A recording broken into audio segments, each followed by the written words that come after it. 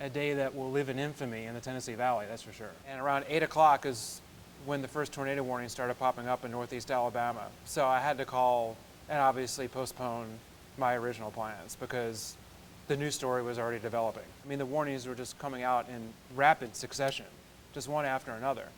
And the tornadoes, even on the radar, were big. They were moving fast. And just based on the storm data we could get off the radar, we knew that a lot of folks were going to be in trouble. But we couldn't show that we were frightened. We had to just tell people what to do, let them know where the storms were going. We had to let them know that these were very dangerous, but we had to maintain our cool at the same time.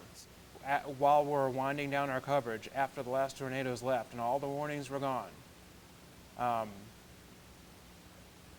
Paul Barris did have a hard time holding back tears because in all of his decades he had never seen anything like this, and he knew that while we were here, while we were live on air covering these storms and watching these tornadoes, we knew that there were probably people out there dying, and that was hard for him, and it was hard for me, and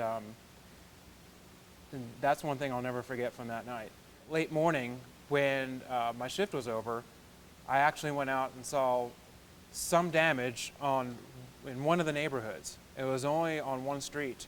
I don't remember the name of the road, but it was just a short portion. And as soon as I rolled up on it, even out in West Tennessee, I'd never seen anything like that before. I'd seen tornado damage before, but not like that. It makes me tell people more and more and more to be prepared for it again, and to get that weather radio, have the plan in action, as Paul has said numerous times. There's so many ways that it impacts their lives, and something like that has never happened to me, so I wouldn't know what I would do afterwards.